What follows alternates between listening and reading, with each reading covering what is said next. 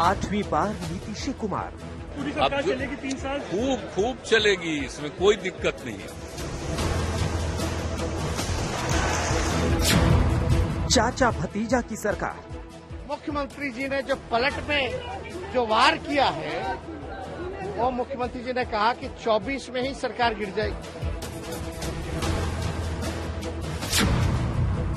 BJP का विश्वासघात वार। आज पलटू राम फिर कंटू राम हो जाएगा।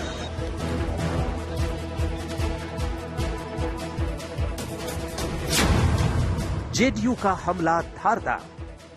विश्वासघाती आप हैं, गठबंधन धर्म का पालन आप नहीं करते।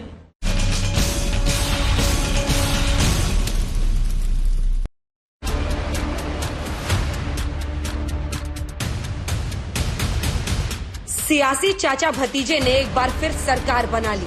शपथ ग्रहण के बाद भतीजे ने चाचा के पैर छूकर आशीर्वाद लिया। गले लगने में भी देर नहीं लगाई।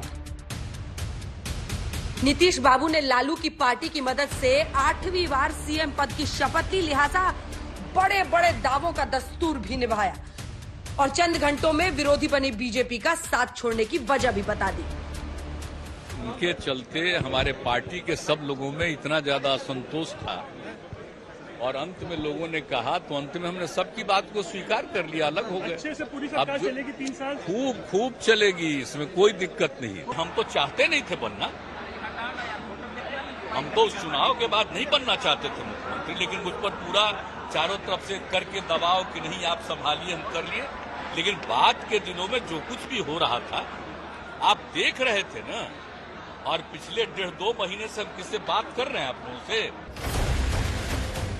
बीजेपी के साथ नीतीश बाबू के मनमुटाव की खबरें तो आ रही थी, लेकिन उन्होंने अभी तक चुप्पी साध रखी थी। 8वीं बार शपथ लेते ही जमकर भड़ास निकाली। हम लोगों का 15 में कितना सीट जीते थे, आज जब इन्हीं लोगों के साथ चले गए तो क्या हुआ है, 20 में क्या स्थिति हुई थी, 14 में जो आए 24 तक के आगे रह पाएंगे कि नहीं रह पाएंगे, वो अपना समय।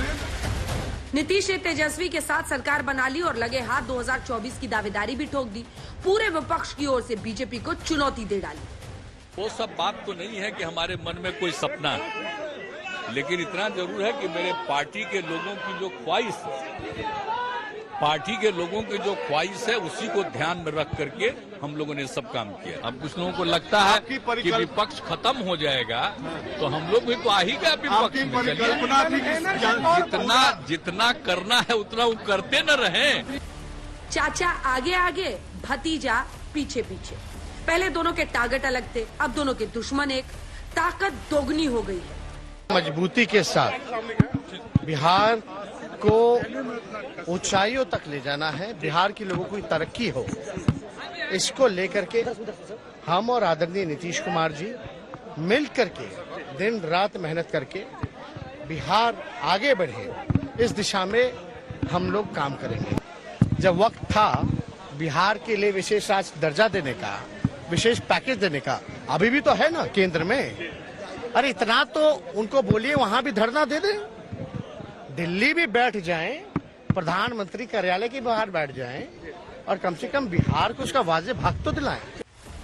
आरजेडी के साथ सरकार बनाते ही जेडीयू ने गठबंधन धर्म की याद दिला दी। हमारे विधायकों ने भी लिखित समर्थन दे दिया कि हम राष्ट्रीय जनतांत्रिक गठबंधन में है, जो यहाँ सरकार बनी है उसका हम समर्थन करते हैं। उसके बाद 6 विधायक को तोड़ेंगे। गठबंधन धर्म का पालन कर रहे थे। यही गठबंधन धर्म अटल जी ने जो निर्माण किया था एनडीए का, यही गठबंधन धर्म था, ये गठबंधन धर्म नहीं था।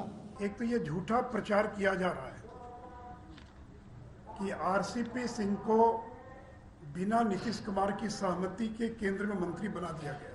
तो उन्होंने आरसीपी सिंह का नाम दिया और ये भी कहा कि देखिए ललन जी थोड़ा नाराज होंगे, उनका भी ध्यान रखना पड़ेगा, लेकिन उन्होंने एक नाम दिया और वो भी नाम आरसीपी सिंह का था। बहरहाल नीतीश और तेजस्वी सत्ता पर काबिज होकर गलबहियां कर रहे हैं, तो दूसरी ओर चंद घंटों के भीतर सत्ता पक्ष से विपक्ष में पहुंची बीजेपी विश्वासघात दिवस मना रही है।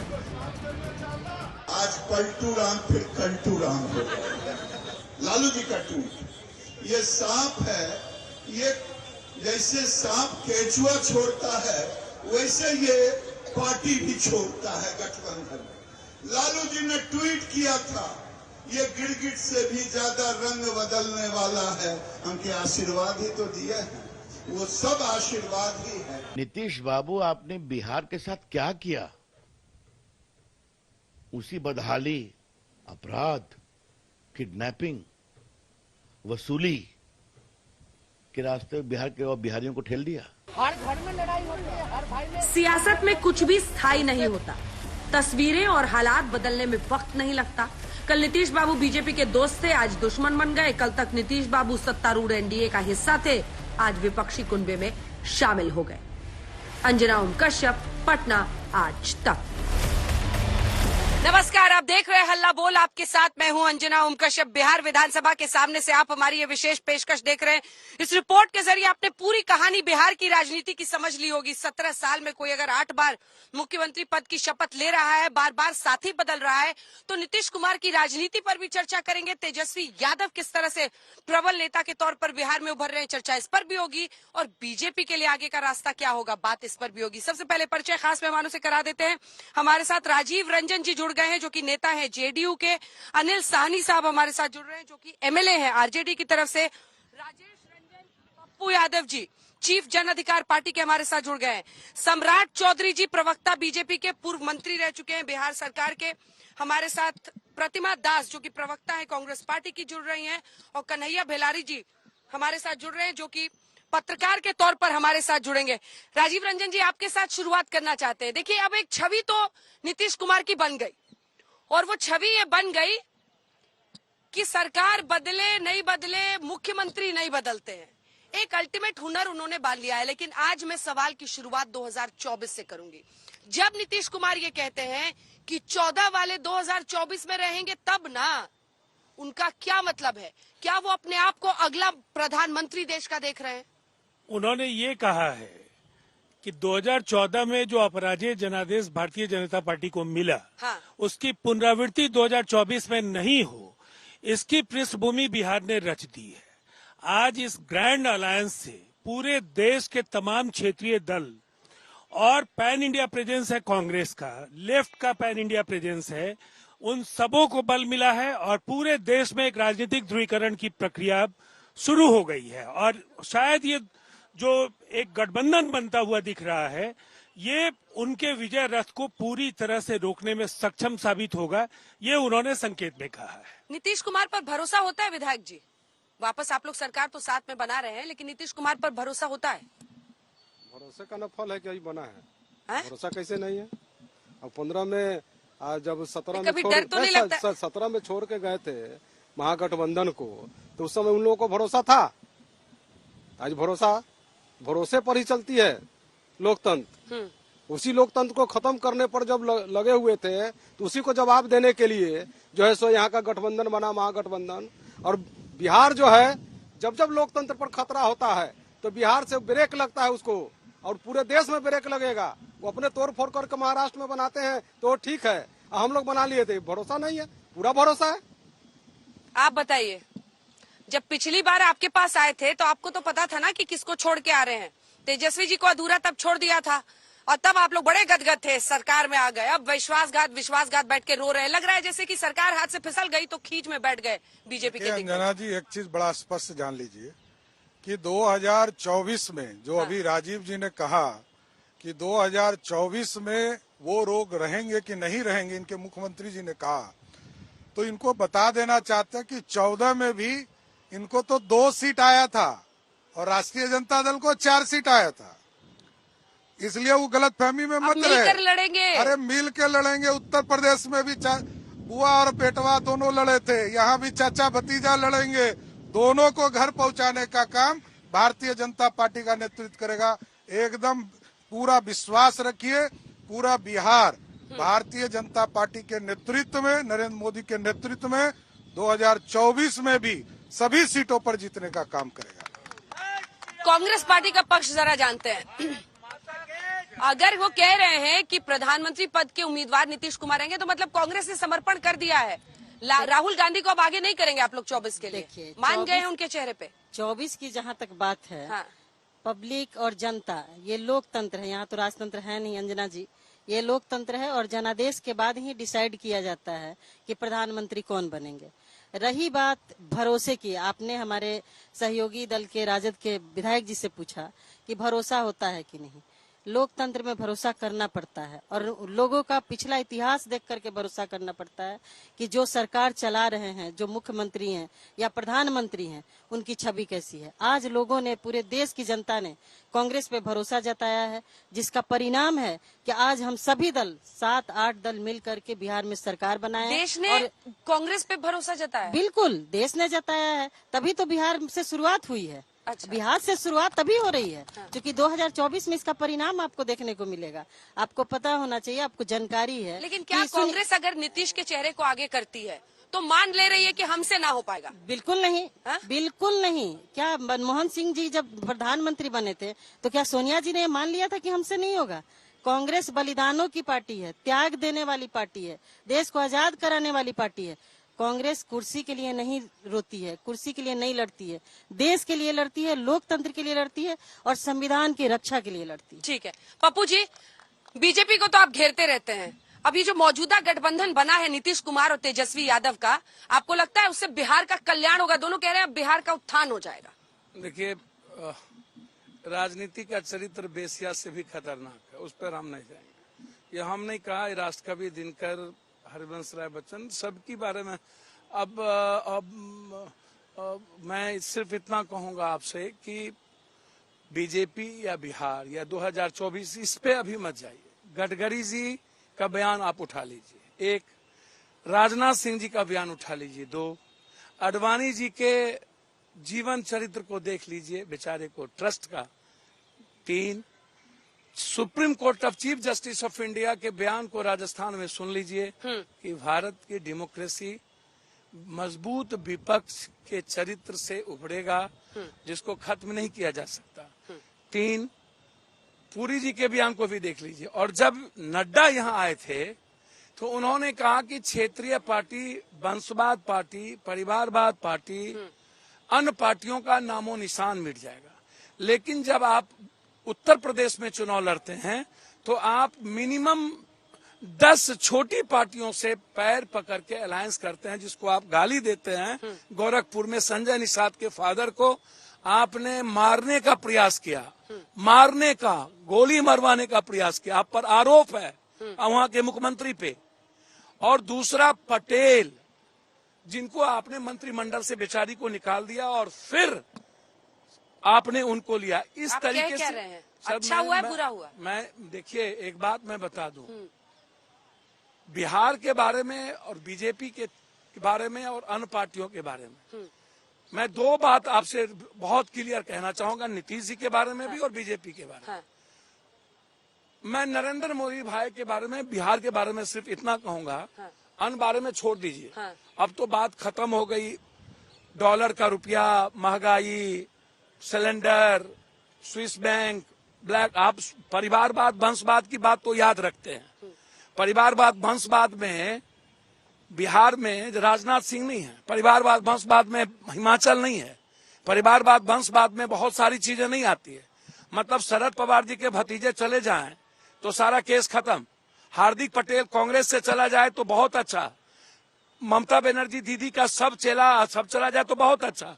और लोग इस कंट्री में ईडी, एंड ऑफ डेमोक्रेसी, आप इसको कैसे लेंगे? एक, दूसरी चीज, जब 1.25 लाख करोड़ रुपया की बात इन्होंने घोषणा की थी आरा में, 1 रुपया नहीं, इन्होंने विशेष राज का इसी गांधी मैदान से कहा था 8 सालों में बिहार के किसी 14.5 करोड़। सर, एक काम बीजेपी या एनडीए जो गवर्नमेंट थी, आप बिहार के लिए एक काम कर लेते। आप गए बाढ़ में, आपने कहा 1.25 लाख करोड़ रुपया देंगे, आप विशेष पैकेज की बात की, आपने पटना यूनिवर्सिटी की बात की, आपने जमालपुर फैक्ट्री को यूनिवर्सिटी बनाने की बात की। इतना ही नहीं किया, आप मोतिहारी के चीनी मिल में कहे कि अगले बार जब मैं आऊंगा तो मोतिहारी के चीनी का। बीजेपी गई सरकार से यहाँ पे। सर मैं वही बात है, बीजेपी केंद्र में खाली हिस्ट्री गिना रहे हैं। सर मैं केंद्र, सर आप बता ही नहीं रहे कि अच्छा हुआ ना, तेजस्वी जी को आज डिफेंड कर रहे हैं ना। मैं किसी को डिफेंड नहीं कर रहा हूँ, ठीक है। मैं सिर्फ इतना कहूंगा, एक बात मैं डिफेंड की बात आई है ना, तो यदि सत्ता का चरित्र बदला है तो मैं यह भी कहूंगा कि नीतीश कुमार जी की जो क्रेडिबिलिटी अगले चुनाव के पहले था, इसमें कोई बहस नहीं है। Nitish Kumar as a perception, as a man, मैं उन पर उंगली नहीं उठाऊंगा, लेकिन राजनीतिक सुचित्रता पर सवाल आता है जब व्यक्ति कहीं न कहीं सत्ता या किसी छोटी असहमति के बाद, यह बात अलग है कि चिराग जी को लाया गया, यह बात अलग है कि बीजेपी का जो हार्डकोर वोटर है ऊंची जात, पता नहीं आप क्या खा के इतना घुमा रहे हैं, कहीं पहुंच ही नहीं रहे। मैं तो वही कह रहा हूँ, विधानसभा में बैठे हैं तब से बीजेपी चले जा का रहे हैं। हार्डकोर वोटर ऊंची जात के लोगों ने इस बार जदयू को, नीतीश कुमार को रेस्पेक्ट नहीं दिया, वोट नहीं दिया, केंद्रीय डर वहां सता रही थी। ठीक है, आर के सिंह साहब इस वक्त हमारे साथ लाइव जुड़ रहे हैं। आर के सिंह साहब, आरा उस पूरे इलाके से भी आपका रिश्ता है। मेरा पहला सवाल आपसे यही है कि जो परिस्थिति अब बनी है भारतीय जनता पार्टी के लिए, आपको नहीं लगता आने वाले 24 और 25 के चुनाव में चैलेंज, जो चुनौती है वो बढ़ जाएगी? वो जैसे हमारे साथ जुड़ेंगे उनके पास चलेंगे। बेल्लारी साहब, सबसे बड़ा फायदा इसमें किसका होता हुआ दिख रहा है आपको? आपको लग रहा है कि तेजस्वी को एक बहुत बड़ा पुश मिलेगा इससे? नीतीश कुमार और उनका अस्तित्व कितना बचेगा 24 के लिए, 25 के लिए?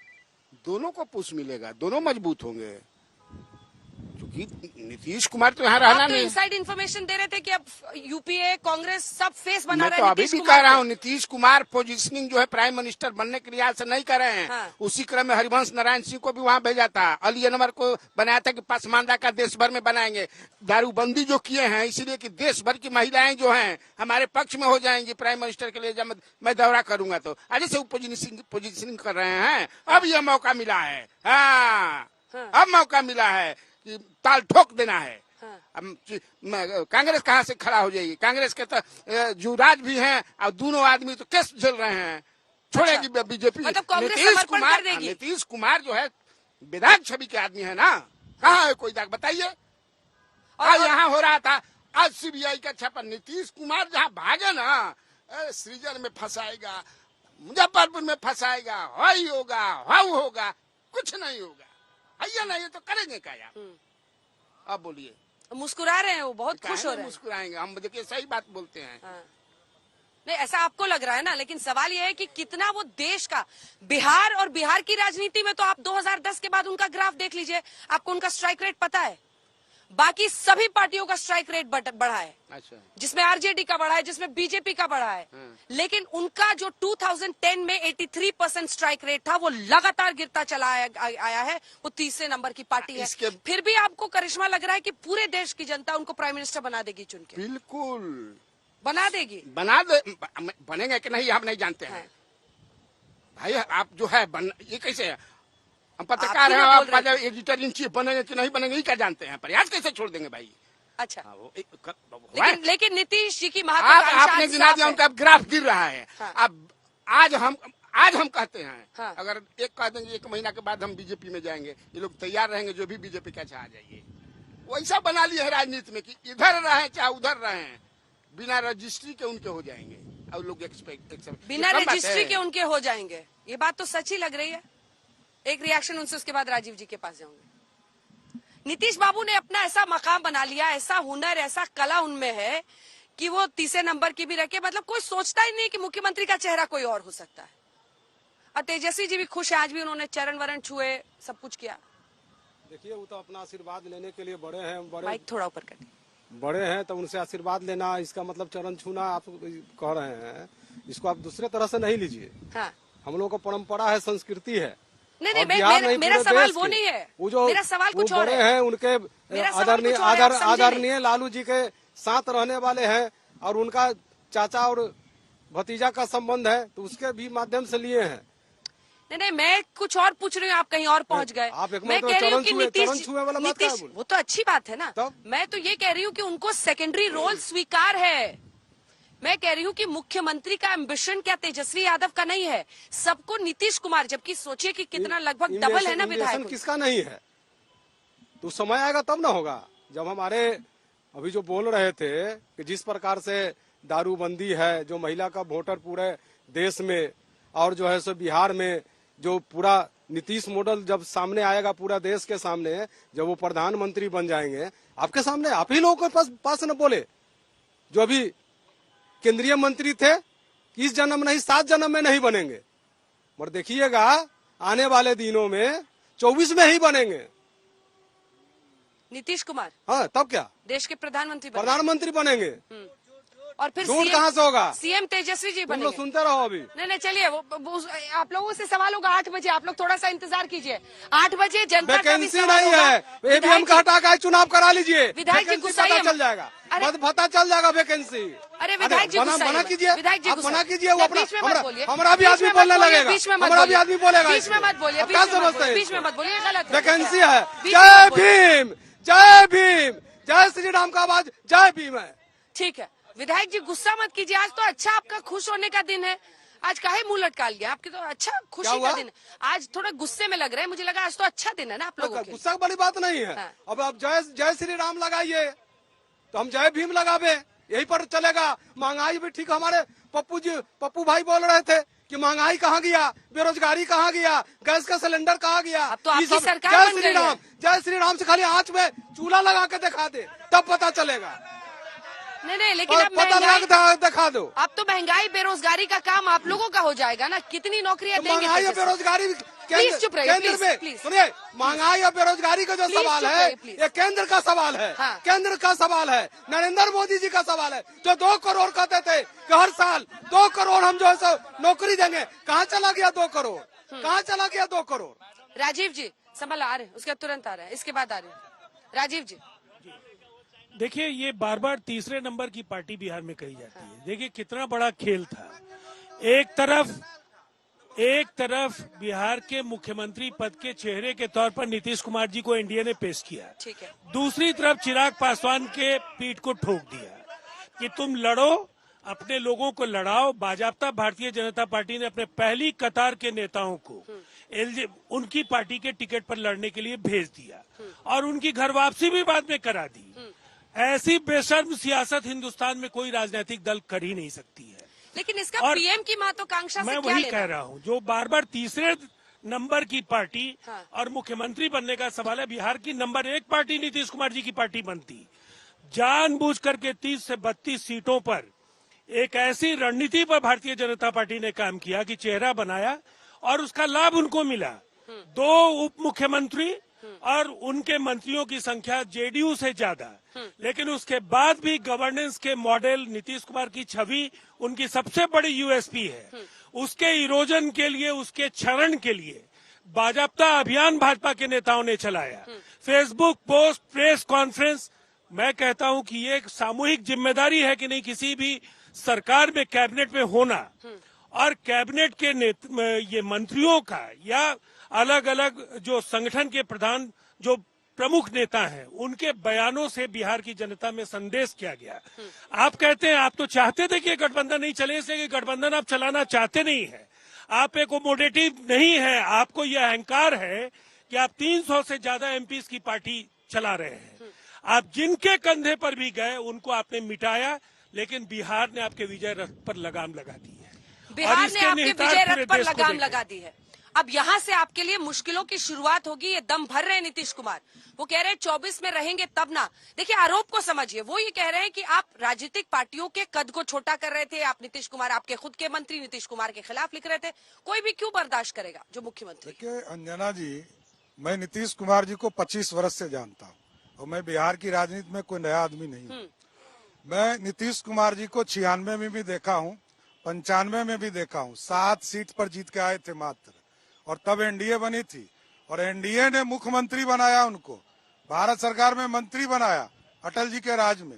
बाद में वही तो मैं कह रहा हूँ आरसीपी सिंह को एक चिंदे बनाने की कोशिश में लगे थे। ये तो उनके पार्टी का अंदर का झगड़ा, उससे हमको क्या लेना देना है। 2005 में तो जौहर साहब, दिग्विजय सिंह नहीं चाहते थे कि मुख्यमंत्री बने, तब तो अडवाणी जी और अटल जी ने घोषणा किया। और जहां तक ये बात कर रहे हैं कि कैबिनेट में क्या चुपचाप बैठने के लिए हम लोग आए हैं क्या? यदि हम लोग कैबिनेट में थे तो मुख्यमंत्री जी को बताते थे कि ये गलत है और ये सही है। यदि गलत और सही नहीं बताना है तो ऐसे लोकतंत्र में रहने की क्या जरूरत है? राजीव जी, क्यों नहीं बताऊंगा? यदि बिहार में आपको चाहिए ऐसा बिहार में गूंगी सरकार बनाना चाहते हैं क्या? यदि नीतीश कुमार जी चाहते थे कि सिर्फ आए भाजपा के लोग चुपचाप बैठ के चले जाएं, तो ऐसा क्यों चलेगा भाई? ठीक है, इसका जवाब उसके बाद पप्पू जी आ रही।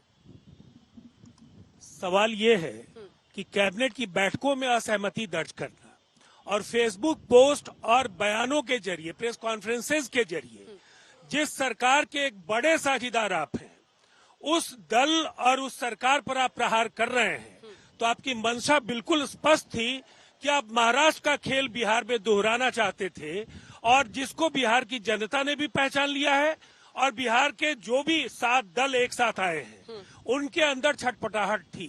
एक क्रेडिबिलिटी वाला चेहरा नीतीश कुमार जी का चेहरा मिला, बिहार में गठबंधन बना और इनकी मुश्किलों की शुरुआत हो गई है। मैं बार बार कह रहा हूं, 40 की 40 सीटें यहाँ सुपड़ा साफ होगा भारतीय जनता पार्टी का। सुपड़ा साफ हो जाएगा? बिल्कुल। ठीक है, एक बार पप्पू जी से जवाब लेती हूँ, उसके बाद आ रही हूँ। पप्पू जी, देखिए एक बात पहले समझिए कि बीजेपी के भी तो आधे मंत्री थे ना, 2 डिप्टी सीएम थे ना। हाँ। नगर निगम से लेकर के यहाँ 30 साल नगर निगम में मेयर बीजेपी के हैं ना। हाँ। पटना का बाढ़ देख लिया है ना आपने। हाँ। और स्मार्ट सिटी आप एक एक देख जान लिए है ना। और कोरोना भी आप देख लिया। आप देखिए स्वास्थ्य विभाग किसके पास था। आप जितने महकमे, जितने अच्छे विभाग की बात करिएगा, मैं आज उस पर बहस नहीं करूंगा, डिबेट नहीं करूंगा। मैं सिर्फ इतना आपसे कहूंगा कि जब मंत्रिमंडल सब कुछ आपके पास था, मेरे भाई भी हमारे परिवार के, इनके पिता हमारा पारिवारिक रिलेशन, और ये भी एक अच्छे मंत्रिमंडल के मंत्री थे। इन्होंने भी अच्छा खराब जो भी अच्छा प्रयास में इतना बुरा हो गया, अब आप नमक छिड़क रहे हो। सर मेरी बात तो सुनिए ना। मैं कोई नमक नहीं छिड़क रहा हूँ। बिहार में काम दोनों डबल इंजन की सरकार थी, और भारत सरकार के जीएसटी का पैसा आप उठा के देख लीजिए कि क्या मिला। आप गौर से थोड़ा सा समझने का क्या प्रयास कीजिए कि कैसे कैसे नीतीश कुमार जी बैक हुए। और फिर देखिए पहले तो आरोप सही है ना नीतीश जी का? नहीं, नीतीश जी को पहले ही बैक नहीं होना चाहिए था। मैं वहां पर मैं वहां असहमति जाहिर करूंगा। अगले बार ही जो नीतीश कुमार जी बैक हुए थे, वह नीतीश कुमार जी के पॉलिटिकल चेहरे पर और पर्सनालिटी पर बहुत बड़ा सवाल खड़ा किया था। और जब दोबारा गए और इस बार वो दोबारा चुनाव में आए, तो अलग बात है कि कल पीएम कौन बनेंगे। आप इस एक बात समझिए कि इस नीतीश कुमार बनेंगे। देखिए पूरा दम भर क्या पप्पू यादव को शौक नहीं है सीएम बनने का, पीएम बनने का? क्या हम भूल जाए? नीतीश कुमार जी की क्या पर्सनैलिटी या परसेप्शन, जो वो एक ईमानदारी का रखा हुआ है, ये बात अलग है। क्रेडिबिलिटी अलग है, परसेप्शन अलग है। परसेप्शन व्यक्ति का होता है, क्रेडिबिलिटी पॉलिटिकल होता है। पीएम बनेंगे नहीं बनेंगे वो, अगर मैं चुनाव बहुत में लड़ेंगे? क्लियर आपको बता दूं मोदी के मुकाबले कि इस कंट्री में मोदी जी के मुकाबले बहुत ऐसे लोग हैं। उन्हीं के दल में गडकरी जी भी हैं, उन्हीं की यहाँ जोगी जी भी हैं। आप सब पर बोलते हैं, नीतीश जी पर नहीं बोलते। आपके साथ यही प्रॉब्लम है सर। क्वेश्चन पेपर ही बदल देते हैं। सर मेरे साथ आप जवाब लिखते नहीं अच्छा, है, क्वेश्चन पेपर बदल देते। अच्छा, आप हमको एक बात बताइए, नीतीश बाबू अच्छा मुकाबला देंगे मोदी जी को? सर मैं आपको एक बात, नीतीश कुमार जी चेहरा होंगे तो मुकाबला देंगे ना। मेरा सवाल ये है कि जब पूरा विपक्ष और कांग्रेस, जो दुनिया की सबसे राष्ट्रीय पार्टी जो एक है, सर इंदिरा गांधी, नेहरू जी और राजीव जी से बड़ा मैंडेट तो नहीं न लाए हैं मोदी जी। और उस मैंडेट की भी बात मैं आपको सामने दोहरा रही हूँ ना। अब हिटलर भी कहता था कि I am the changer and I am the world. ऐसा नहीं है मैडम, आप हमेशा एक चीज को नहीं लाइए। I am the world and I am the changer and I am the Germany, I am the Indian, never at all. मैं वो नहीं कह रहा हूँ। हम सिर्फ बात करेंगे बिहार के संदर्भ में। हाँ करिए ना सर। बिहार के चलेगा यूपी घूमने? सर नहीं, यूपी जब आप बात करिएगा तो मैं वो बात आपको बता दिया। ठीक है। बहुत लोग प्राइम मिनिस्टर के लाइन में खड़े हैं। हाँ। आपको क्या लगता है कि कांग्रेस में स्टॉलवर्ड पर्सनालिटी नहीं है? सारे स्टॉलवर्ड पर्सनालिटी है। नीतीश बाबू कांग्रेस मनमोहन सिंह जी को बनाए, नरसिम्हा राव को बनाए। नीतीश बाबू हो सकता है कल पूरा देश नीतीश कुमार जी के नाम पर परसेप्शन बन जाए, परिस्थितियां कब हीरो बना दे। और आज जो घटनाक्रम है, ये घटनाक्रम भले ही पॉलिटिकल क्रेडिबिलिटी बिहार में अच्छा या खराब, जब नरेंद्र मोदी जी के नाम पर पूरा गुजरात एक हो सकता है, कल के दिन यदि परसेप्शन बना दे बिहार से first the time prime minister के लिए कोई कैंडिडेट, जो आज तक नहीं हुआ। हो सकता है बिहार के 14.5 करोड़ लोग खड़े हो जाए, मैं वो बात नहीं कह रहा हूँ, मैं उस पर कतई नहीं जाना चाहूंगा, लेकिन कतई बोल दिया आप साफ शब्दों में जान लीजिए, अभी जो न्यू गवर्नमेंट बनी है वो ये जो अभी बोल रहे हैं दारू, तो दारू तो आरजेडी ही कह रही थी कि इसको खोलना चाहिए, शराबबंदी खत्म होनी चाहिए। आरजेडी कह रही थी दारू खुलना चाहिए। हाँ। एक बालू में ये तो पहले सुनिए ना सर, नहीं, इस पर पूछना है, पहले सुनिए ना, बालू में नीतीश कुमार का जो बालू का वे है, कानून है, वह किसान को और जादवों को और नदी के किनारे रहने वाले जातियों को समाप्त किया है। तो मैं तो उम्मीद करूंगा बालू का टेंडर 20 लाख रुपए कर दीजिए और इन माफियाओं को खत्म करिए, जो बड़ी बड़ी अगजीवन अचल जीवन फला माफिया, इन माफियाओं के बदौलत सब इस बिहार में अब लोग क्या चाहते हैं, लास्ट में कह के जाऊंगा, हाँ। लोग चाहते हैं कि किसी भी कीमत पर जो क्राइम है 15 से 17 के बीच वाला पुनरावृत्ति ना हो, जो क्राइम बिहार की स्थिति में रोजगार, नियोजित, संविदा और बिहार में मगध का सुखाड़ और मिथिला कोसी सीमांचल का बाढ़, ये मुद्दा है। मुद्दा पीएम नहीं है, नरेंद्र मोदी नहीं है, आपको लेना पड़ेगा उनसे, मुद्दा वो नहीं है, नरेंद्र मोदी नहीं है। स्टॉलवर्ड्स नहीं है क्या? कांग्रेस क्यों नीतीश कुमार को आगे करेगी? वो कह रहे हैं कि कांग्रेस में एक से एक बड़े दिग्गज नेता है। अंजना जी, मैंने तो आपको कह दिया कि 24 का बाद 24 में देखेंगे और जनादेश पर प्रधानमंत्री बनते हैं। और बिहार ने ये मैसेज दिया है कि देश के सभी दलित, अकलियत, पिछड़े, गरीब, माइनॉरिटी और जितने भी महिलाएं हैं वो इस गठबंधन, महागठबंधन के साथ है। और आने वाले 2024 में ये आपको पता चल जाएगा कि देश के प्रधानमंत्री कौन होंगे, क्योंकि देश की जो स्थिति है, वर्तमान की स्थिति, उससे पूरे देश के लोग त्रस्त थे, परेशान थे, सब लोग बिहार की तरफ देख रहा था। लेकिन बिहार के देना होगा ना, बिहार कौन होगा, राहुल गांधी या नीतीश कुमार? सीधा सवाल पूछ रही हूँ। 2 साल पहले ये कांग्रेस में पहले से ही एडवांस बुकिंग नहीं होता है। अच्छा, क्योंकि जब हम लोग वैसे पार्टी के लोग हैं जो देश को आजाद कराया, अंग्रेजों को भराया। अब पहले तो बीजेपी की बात हम क्यों करें, बीजेपी रहेगा तब ना। 2024 में तो बीजेपी जा रही है। कुछ लोगों के सवाल लेते हैं। 2024 में बीजेपी देश से जा रही है, तो बिहार से हम लोग भगाए हैं। सवाल ये होगा 2022 में, सवाल ये होगा कांग्रेस में आप जिसके पास माइक नहीं है उसकी आवाज नहीं जाएगी होने, तो प्लीज रुक जाइए। सवाल ये होगा आपसे मैम, कांग्रेस के लोगों से, कि क्या आप ये बताएंगे कि आपने जो इतने सालों से हमारे देश को चलाया, तो आपने देश को चलाने के लिए जो भी चीजें आपने की थी, जो भी आपने स्ट्रेटेजी तैयार किया था, क्या उस स्ट्रेटेजी से इंटरनेशनल लेवल पे हमारे देश की छवि बढ़ रही थी या घट रही थी? जो अभी जो भी मोदी जी जो स्ट्रेटेजी से काम कर रहे हैं, जिस स्ट्रेटेजी से विदेशों में और देशों में हमारी जो मनोबलें बढ़ रही हैं, हमारे जो लोग वहाँ रह रहे हैं उनका जो हौसला बढ़ रहा है, क्या ये आपके सीजन में था या आप इसके लिए? बिल्कुल बिल्कुल, मैं इसका जवाब दूंगी। आज जो मोदी जी वहाँ कॉलर टाइट करके दूसरे देशों में घूम रहे हैं, उसका सबसे बड़ा उदाहरण कांग्रेस पार्टी है। हमारे देश की श्रीमती इंदिरा गांधी जी, हमारे देश के प्रधानमंत्री आदरणीय राजीव गांधी जी, मनमोहन सिंह जी, तमाम जितने प्रधानमंत्री थे, लोकतंत्र की उन्होंने बचा के रखा, उसकी रक्षा की। आज उसका परिणाम है कि दुनिया में सबसे मजबूत लोकतंत्र भारत को कहा जाता है। उसी के वजह से आज प्रधानमंत्री देश दुनिया में कॉलर ऊंचा करके घूमते हैं। लेकिन वर्तमान में सुन लीजिए अंजना जी, वर्तमान में जिस तरह से भाजपा के लोगों ने देश के जनादेश को जिस हर राज्यों में तोड़ने और बर्बाद लोकतंत्र को खत्म करने की कोशिश की, लोकतंत्र की हत्या करने की कोशिश की, उसका जवाब बिहार के नेताओं ने दिया, बिहार की जनता ने दिया। अब ऐसी गलती दोबारा भाजपा नहीं करेगी और 2022 में शुरुआत हुई है, 2024 में इसका अंत होगा। ठीक है, इससे पहले कि आप इसका जवाब दें, एक बार विधायक जी को दीजिए। सर, शराबबंदी पर क्या होगा? तेजस्वी जी तो मानते हैं कि शराबबंदी बंद हो, और शराबबंदी को महिलाओं के लिए सबसे बड़े वेलफेयर प्रोग्राम के तौर पर नीतीश कुमार रखते हैं, तो आप समझौता करेंगे या वो करेंगे? समझौता वाला बात, हमें ज्वाइंट सरकार था, उसी समय शराबबंदी लागू हुआ था। कोनो भाजपा के साथ गए उसके बाद थोड़ी लागू हुआ है, उसी समय हुआ था। मगर जो है सो आपको ये बात बता देना चाहते हैं कि जिस प्रकार से शराबबंदी का दुरुपयोग हुए हैं, जहरीली शराब से लोग मरे हैं, ऐसा बात सुनिए। फेल है कि क्या पास है, ये बात को सुनिए, पहले धैर्य रखिए सुनने के बात को। तो मैंने हम लोग इस पर समीक्षा करवाएंगे। समीक्षा होगी कि जिससे जहरीली शराब नहीं बने, और लोग पीना ही लोग चाहते हैं तो सही शराब बने, तो इस पर भी समीक्षा होगा। ऐसा बात नहीं है कि हम अटल है तो अटल हो जाएंगे। तो कोशिश करेंगे आप नीतीश जी को इस पर मनाने की? पूरा कोशिश नहीं, हम लोग समीक्षा करेंगे कि जो जहरीली शराब से लोग मर रहे हैं, हाँ। उसका परिवार का क्या हो रहा है।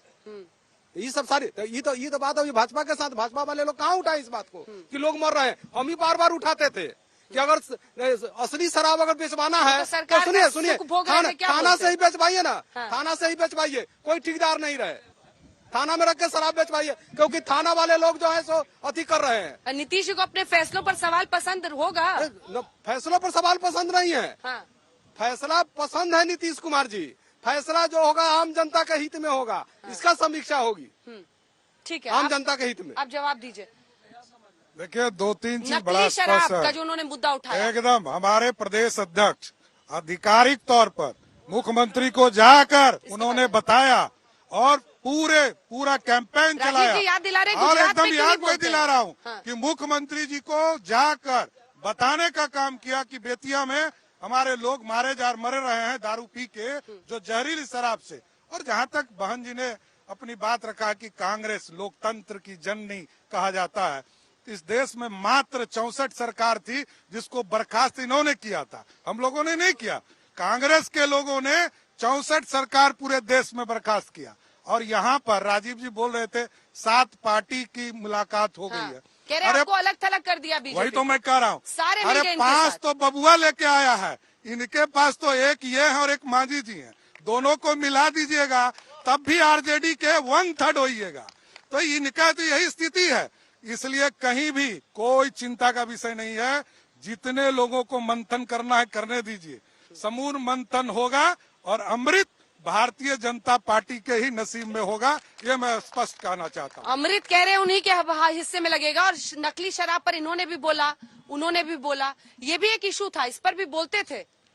देखिए, शराबबंदी तो एक युगानकारी क्रांतिकारी कार्यक्रम है। इस देश में अनेक कानून बने, उन कानूनों के बनने के बाद भी हत्याएं, डकैती, बलात्कार हुए, लेकिन उन कानूनों में समय समय पर प्रभावी तरीके से कैसे उसको क्रियान्वित किया जाए, ये प्रयास होना चाहिए। और शराबबंदी को लेकर के अगर शिथिलता की शिकायत कहीं आई, मुख्यमंत्री जी ने कड़े निर्देश दिए, लोगों की गिरफ्तारियां हुई। लेकिन मैं एक बात पूछूंगा, रईस फिल्म आपने देखी है कि नहीं?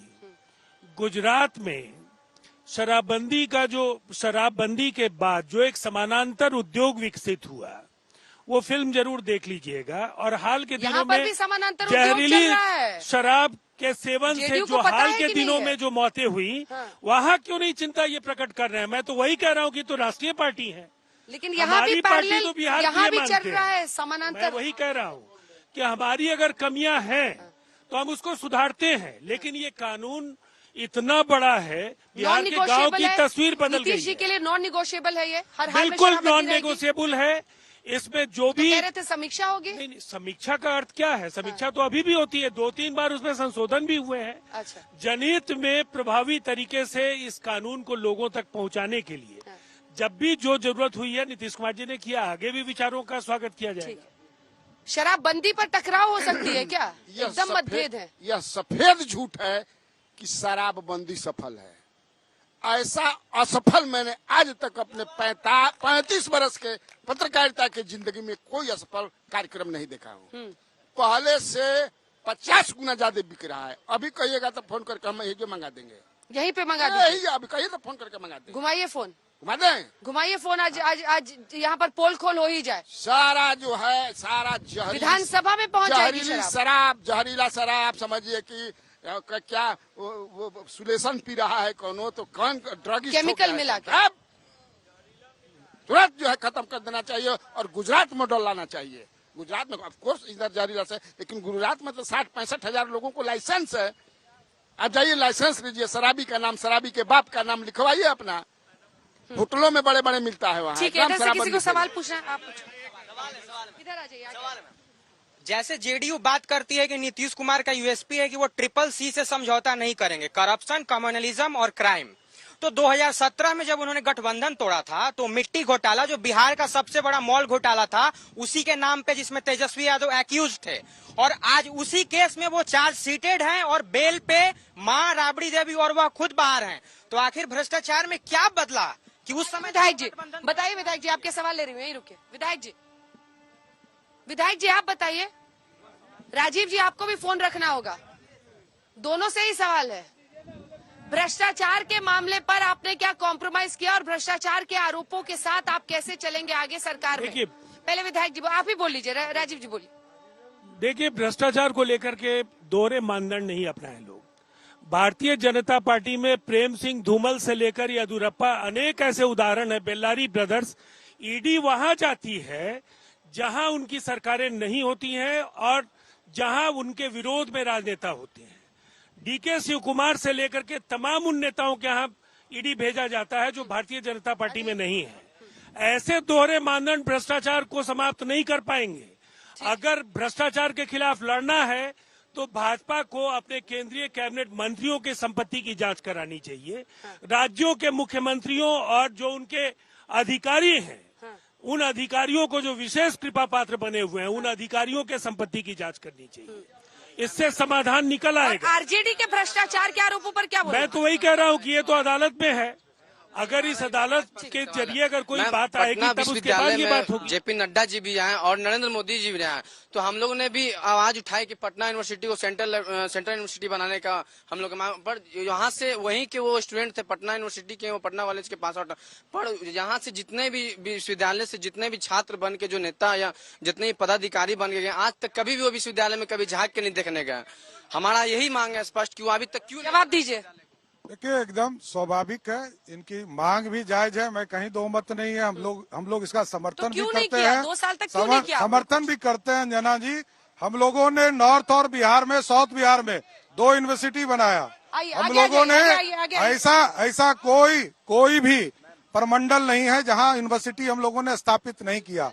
इसलिए जहां तक क्या आप विपक्ष में आ गए हैं केंद्रीय विश्वविद्यालय के लिए, चाहे वो मोतिहारी का केंद्रीय विश्वविद्यालय हो या पटना के विश्वविद्यालय की बात हो रही हो, क्या आप उसके लिए हम सबों के साथ, छात्र युवाओं के साथ आंदोलन करेंगे? एकदम हम लोग यूनिवर्सिटी को सेंट्रल के लिए लंगर सिंह महाविद्यालय मदद नहीं जाएंगे। मेरा सवाल, मेरा मांग है यूनेस्को से मांग है कि 7 अजूबा है पूरा विश्व में, 8वां अजूबा हमारा मुख्यमंत्री जी है। 8 बार मुख्यमंत्री का शपथ लिए। एक मिनट भाई, मुख्यमंत्री ने करने का काम किया भाई, यही आप लोग बोलने, ऐसे कैसे मांगू? मुख्यमंत्री ने मुख्यमंत्री बनने के लिए मुख्यमंत्री पद से इस्तीफा दिया। ये 8वें अजूबे हैं पूरे देश के। और मैडम, बिहार में केंद्रीय विश्वविद्यालय, 2 केंद्रीय विश्वविद्यालय मोदी जी ने दिए। कैसी बात करते हैं लोग, कैसी बात करते हैं?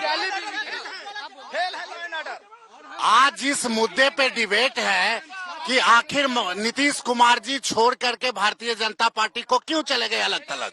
आखिर भारतीय जनता पार्टी से जब वो आरजेडी से हटके 2017 में भारतीय जनता पार्टी के साथ आए थे तो उस समय भारतीय जनता पार्टी अच्छी पार्टी थी और आज क्या भारतीय जनता पार्टी खराब पार्टी हो गई? ठीक है, चलिए जल्दी से एक 2 लाइन का कंक्लूडिंग रिमार्क जल्दी से लेते हैं। छोटा सा बोलिएगा, जल्दी से बोलिएगा, 2 लाइन में। अब अच्छा भविष्य आ गया है या आपको लगता है कि ये गठबंधन सिर्फ सहूलियत की है, कुर्सी बचाने के लिए? देखिए, बहुत क्लियर है कि गठबंधन विचारधारा पर नहीं होती है। और आप इस बात को समझिए कि कहीं न कहीं गठबंधन जब टूटता है उसमें दोनों की भूमिका, दोनों दल की भूमिका होती है। कोई एक गलती से नहीं गठबंधन टूटता है। ठीक है, अगला सवाल जल्दी से, इनको माइक दीजिए। नीतीश बाबू के साथ अब सरकार में आप लोग हैं, मंत्री हैं, क्या कमाल हो जाएगा? कमाल तो आपको दिखेगा। हम तो आपके चैनल के माध्यम से यही कहेंगे कि नड्डा जी कहते हैं कि विश्व की सबसे बड़ी पार्टी है, अब अकेले लड़े, केंद्र में और बिहार में सरकार बनाए। क्या कीजिएगा आप? हम लोग तो स्वागत ही कर रहे हैं कि 7 नहीं 8वां पार्टी भी एक बचा हुआ है, एक MLA, उसको भी मिला लीजिए। उसके बाद ही लड़ेंगे हम, 8 के खिलाफ लड़ेंगे।